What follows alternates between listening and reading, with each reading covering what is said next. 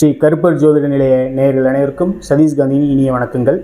இன்றைய தினம் நாம் நமது ஐயா திரு அண்ணாமலை ஜி அவர்களிடம் ஒரு சில கேள்விகளை கேட்டுருக்கிறோம். பொதுவாக பார்த்தீங்கன்னா நம்ம குடும்பத்தில் பல சிக்கல் இருக்குது. அது எதனால் ஏற்படுது, எந்த கிரகத்தினால் ஏற்படப்படுகிறது என்பதை பற்றி சில கேள்வியுடன் அவர் சந்திப்போம். மேலும் பிற்காலத்தில் நாம் யாரால் ஆளப்படப்பட போகின்றோம் என்பதை பற்றியும் கேட்டு தெரிந்துப்போம். வாருங்கள் ஐயா. வணக்கம். வணக்கம். வணக்கம். மீண்டும் உங்களை சந்திப்பது வாழ்க வளமுடன். வாழ்க வளமுடன். வாழ்க வளமுடன். எல்லா போலும் செந்தில் முருகனுக்கு. செந்தில் முருகனின்னு சொல்லும் போது தான் ஏன் தெரியுது, இன்று நமது திருச்செந்தூர் செந்திலாண்டவர் கும்பாபிஷேகம் வெகு விமர்சையாக நடைபெற்றது. ஆமாம், அது எல்லாம் முருகனோட அரோகரா. எல்லா போலும் முருகனுக்கே, செந்தூர் முருகனுக்கே.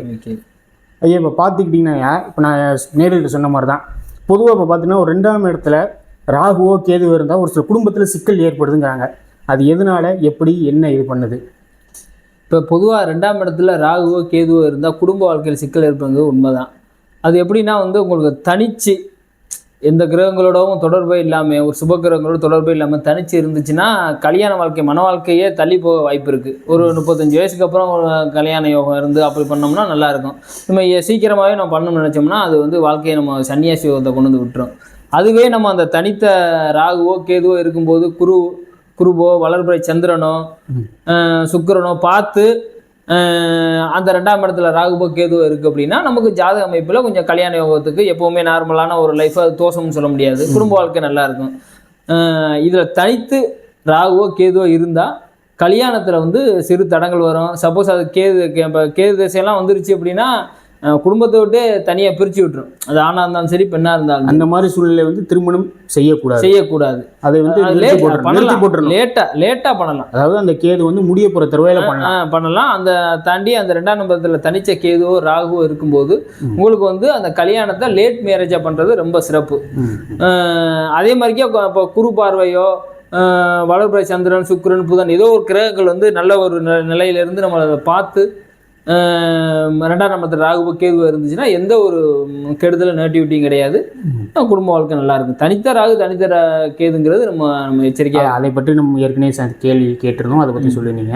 இப்போ அடுத்து பார்த்தீங்கன்னா நம்ம இப்போ ஒரு 6 மாத காலங்களே கடந்துட்டோம். 2025 மீதி இருக்கு 6 மாத காலம் இருக்கு.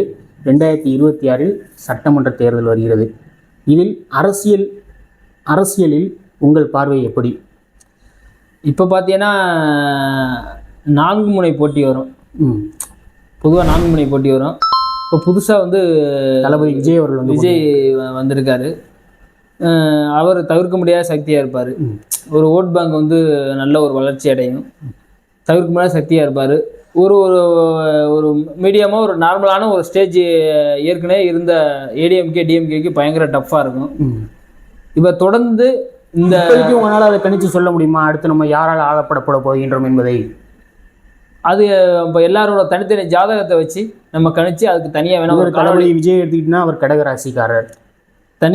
தனிச்சு பார்த்தீங்கன்னா எல்லாரோட ஜாதகத்தையும் தனித்தனியாக பார்த்து யாரோட கூட்டணி போடுறாங்க அப்படிங்கிறதான் ஜாதக பலன்லாம் பார்த்து தனிச்சு வேணா தனியாக ஒரு வீடியோ போடலாம். இயர் எண்டில் தான் நம்ம கணிக்கலாம். விஜயோட வருகை எல்லா கட்சிக்குமே மிக ஆபத்தானது. சிறப்பாக இருக்கும். அவரோட ஃபீச்சர் சிறப்பாக இருக்கும் அரசியலில். அப்புறம் பார்த்தீங்கன்னா இப்போ நம்ம ஃப்ரெண்டு ஒருத்தர் இருக்காப்புல, தனிமையிலே இருக்காப்புல, யாரோடையுமே எந்த இதுவுமே ஒரு ரிசர்வ்டு இந்த டைப்பில் இருக்காப்புல. யாரோடையுமே ஒரு முகம் கொடுத்து பேசல, ஒரு சிரிப்பு இல்லை, ஒரு சந்தோஷம், ஒரு துக்கம் எதுவுமே இல்லாமல் ஒரு அப்படியே கட்டி போட்ட மாதிரி ஆள் மாதிரி ஒரு மாதிரி இருக்காப்புல. அது எதனால்? தனி மனிதனாக இருக்காப்புல. அது இப்போ 3ஆம் இடத்துல இப்போ சனியெலாம் உட்காந்துருக்குன்னு வைங்களேன், அது ரிசர்வோட தான் இருக்க வைக்கும். இப்போ நார்மலாக ஃப்ரெண்டே இருக்காது, ஒரு தன்னிச்சையே செயல்பட வைக்கும். உனக்கு ஃப்ரெண்டு யார் இருக்கானா இந்த யாருமே இல்லைன்னு சொல்ல வைக்கும். அதுவே ஒரு சுபகிரகம் இருக்குது, ஒரு செவ்வாய் பலமாக இருக்குன்னா அதோட நட்பு வட்டாரங்கள் வேறு மாதிரிக்கே இருக்கும், ரிசர்வ்டாக இருக்கும். அதுவே ஒரு செயலை செய்யணும் அப்படின்னா, முன்னிறுத்தணும் அப்படின்னா ரொம்ப சோம்பேறித்தனமாக இருப்பாங்க. ஒரு முயற்சி பண்ணுற இடத்துல ரொம்ப ஒரு சனி சாதாரண வக்கரம் ஆயிடுச்சுன்னா அதோட பலன் வேறு. நார்மலாக இருந்துச்சு அப்படின்னா போய் இந்த இடத்த போய் செஞ்சுட்டு வா, ஒரு 1/2 மணி நேரத்தில் போக வேண்டிய வேலையை அவன் ஒரு 3 மணி நேரம் ஆகும் அந்த இடத்துக்கு போகிறதுக்கு. ஒரு ஸ்லோவாக செய்வாப்புல. ஒரு வேலைக்கு போகணும் அப்படின்னு சொன்னாலும் இது என்னத்தை எந்திரிச்சு போனோம் அப்படிங்கிற மாதிரிக்கே தோணும். சனி 3ஆம் இடத்துல இருக்கும்போது நட்பு வட்டாரத்தையே கொண்டு வர. அது வக்கரமாயிருக்கு அப்படின்னா பயங்கர ஸ்பீடாக இருப்பாப்புல. அதை தாண்டி வக்ரம் ஆயிடுச்சு. நல்ல ஒரு அவர் வந்து அப்படி இருக்கிறதுக்கு காரணங்கள் வந்து அவருடைய கிரக அமைப்பு தான். சனி இருந்துச்சு 3ஆம் இடத்துலனா அதை நம்மளை ஆட்டோமேட்டிக்காக நம்மளை இது பண்ண செய்யும். வக்ரம் ஆயிடுச்சு அப்படின்னா அதோட பலன் அப்படியே வேற மாதிரி, டோட்டலாக வேற மாதிரி இருக்கும். ரொம்ப ஃபாஸ்ட்டாக இருப்பாப்புல, தன்னம்பிக்கையோடு இருப்பாங்க. எந்த ஒரு காரியத்தையும் எடுத்து முடிச்சிடலாம் அப்படிங்கிற தைரியம் இருக்கும். அதுவே சனி நார்மலாக 3ஆம் இடத்துல இருந்துக்கு அப்படின்னா ரொம்ப ஒரு தைரிய குறைபாடில் இருப்பாப்புல, தன்னம்பிக்கை இருக்காது.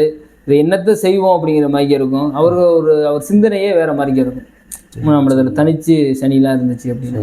சரி, இப்போ அடுத்து பார்த்துக்கிட்டீங்கன்னா தலைமுறைகள், பல தலைமுறைகள் கடந்து வராங்க. இப்போ 2 தலைமுறை 3 தலைமுறை கடந்து வராங்க. அந்த தலைமுறை வரும்போது நல்லா இருக்காங்க, தாத்தா நல்லா இருக்காரு, அதுக்கடுத்து அவங்க பிள்ளை நல்லா இருக்காங்க. அடுத்த ஒரு தலைமுறை வரும்போது அவங்களும் கொஞ்சம் நல்லா இருந்தவங்க திருப்பி கஷ்டப்பட ஆரம்பிச்சிடுறாங்க. இதே இன்னொரு மாதிரி எடுத்துக்கிட்டிங்கன்னா, ஃபஸ்ட்டு தலைமுறை நல்லா இருக்காங்க, 2ஆவது தலைமுறை கஷ்டப்படுறாங்க, 3ஆவது தலைமுறை ரொம்ப நல்லா இருக்காங்க. இது எதனால், எப்படி, இது வந்து என்ன மாதிரி கிரகங்கள்னால் செயல்படுகிறது? அது எப்படின்னா வந்து உங்களுக்கு 3 தலைமுறைங்கிறது பார்த்தீங்கன்னா, ஒரு தலைமுறை நல்லா ரிச்சாக இருக்காங்கன்னு வைங்களேன், வேலைக்கே போக தேவையில்லை, சொத்து இருக்கும், நல்லா சம்பாதிக்கும், நல்லா இருப்பான், ஜெகஜோதியாக இருப்பாங்க. அதுவே அது என்ன ஆகும்னா அடுத்து அவன் வந்து அவனோட கர்மா எப்படின்னா, நம்ம நார்மலாக நம்ம ஒரு தலைமுறை ஃபுல்லாக நல்ல வசதி வாய்ப்பாக வாழும்போது கண்டிப்பாக 100% நல்லது செஞ்சுருக்க மாட்டான். பணம் வரும்போதே தலக்கணமும் கூடிரும். அப்போ வரும்போது அவன் ஒரு சில தப்புகள் செய்ய ஆரம்பிப்பான். அது என்ன பண்ணும்னா அது கர்மாவா அடுத்து பிறக்கிற குழந்தைகளை பாதிக்க ஆரம்பிச்சிடும். அந்த பாவங்கள் ஃபுல்லாக அவங்க எப்படின்னா அதான் அவங்க பண்ண பாவங்கள் ஃபுல்லாக 2வது அடுத்து பிறக்கிற குழந்தைகள் மேலே அட்டாக்க ஆரம்பிக்கும். அது என்ன ஆகும் அப்படின்னா, அவர் சம்பாரித்து வச்ச பேர் புகழ் இது வச்சதுனா திருப்பி இவர் வந்து அதை இழக்க நேரிடும். எல்லாமே சொத்து எல்லாம் போகும். அடுத்து 3ஆவது தலைமுறை ரோட்டுக்கே வர அளவுக்கு கொண்டு வந்துடும். ஒன்றுமே இல்லை, லைஃப்பை ஃபஸ்ட்லேருந்து ஸ்டார்ட் பண்ணுற மாதிரி ஆகிடும். அதுக்கு வந்து என்னென்னா, நம்ம பணம் காசு வரும்போது நம்மளோட நாவடக்கம், நம்ம வாய்மொழியாக பேசுகிற ஒவ்வொரு விஷயத்தையுமே நம்மளே தன்னைத்தானே நம்மளை தாழ்த்திக்கிட்டு நார்மல் மனுஷனாக ஒரு 4 பேருக்கு நல்லது பண்ணிட்டு சாதாரண லைஃப்பில் நம்ம வாழ்ந்துட்டோம். நல்லது பண்ணலை, நல்லது பண்ணலான்னு கெடுதல் பண்ணாமல் நம்ம வாழ்க்கையில் பயணித்தோம்னா அது ரொம்ப இந்த கலியுக காலத்தில் அது மாதிரி நடக்குதுன்னு நினைக்கிறீங்களா ஐயா? 3 கலியுகத்தில் 3 பங்கு வந்து கெடுதல், அடுத்தவனுக்கு கெடுக்கணும் பண்ணணும். அதில் 1 பங்கு நல்லது இருக்குது. இல்லைன்னா இந்த யுகத்தில் இப்போ இருக்கவே தேவையில்லை, வாய்ப்பே இல்லை. அதனால் 1% இருக்குது. 4ல் 1 பங்கு வந்து நல்லவங்க இருக்காங்க. அதில் நம்ம எப்படி வேணாலும் இருக்கலாம்ல. இறுதியாக கடன்கிற ஒரு விஷயம் பார்த்திங்கன்னா மக்களை ரொம்ப வாட்டி வதைக்குது. எங்கே பார்த்தாலும் கடன், மக்கள் ரொம்ப கடன் வாங்கி ரொம்ப கஷ்டப்படுறாங்க. இது எதனால், எப்படி இதாக இருக்கு? இந்த இதுக்கு என்ன கடன்கிறது 6ஆம் இடம். 6ஆம் அதிபதி வந்து கடன், பகை, நோய் எதிர்ப்பு எல்லாமே வருது. அது 6ஆம் அதிபதி வலுத்து இருந்துச்சு அப்படின்னா கடன்கிறது நம்மளை வந்து தத்தளிச்சு வைக்கும். அதை தாண்டி 6ஆம் அதிபதி திசையோ, அதை தாண்டி அதோட புத்தியோ, இது மாதிரி எது நடந்தாலும் அந்த கடனுங்கிறதுல நம்ம தத்தளித்து தான் ஆகணும், வேறு வழியே இல்லை. அதை தாண்டி இப்போ வந்து நம்ம அந்த கலியுகத்தில் இப்போ நம்ம நடந்துக்கிட்டு இருக்க இதில் வந்து ராகு தான் ஆண்டுகிட்டு இருக்காரு நம்ம எல்லாரையும். இப்போ ராகு நம்மளை ஆண்டுகிட்டு இருக்கும்போது எல்லாமே ஆடம்பர செலவுக்காகவே நம்ம அதிக ரூபாய் கடன் வாங்குறது மாதிரி இருக்குது வெளியில். இதனாலேயே நம்ம மக்கள்கிட்ட பொதுவாகவே கடன் வந்துடுது ராகு ஆண்டுகிட்டு இருக்கிறதுனால.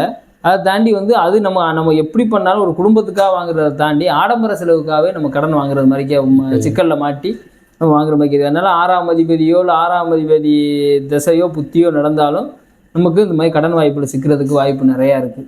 அந்த நேரத்தில் நம்ம நல்ல ஜோதிடரை பார்த்து கொஞ்சம் எச்சரிக்கையாக பார்த்து நம்ம தெரிஞ்சுக்கிட்டு அந்த கடன்லேருந்து கொஞ்சம் தவிர்த்து இருக்கணும்னு வச்சு கொஞ்சம் அகலக்கால் வைக்காமல் பிளான் பண்ணி வாழ்ந்தோம்னா நல்லாயிருக்கும். நல்லது ஐயா, ரொம்ப நன்றி ஐயா. நன்றி. நமது கருப்பர் ஜோதிட நேயர்கள் அனைவருக்கும் நன்றி. நேயர்களே, இது போன்ற கேள்விகளும் நீங்களும் கேட்க வேண்டும் என்றால் ஐயாவின் நம்பர் நமது டிஸ்கிரிப்ஷனில் இருக்கிறது. அதில் அவரிடம் தொடர்பு கொண்டு அவரிடம் எந்த சந்தேகம் இருந்தாலும் கேட்டுக்கொள்ளலாம். மேலும் கமெண்ட் செய்யுங்கள், சப்ஸ்கிரைப் செய்யுங்கள். நன்றி, வணக்கம்.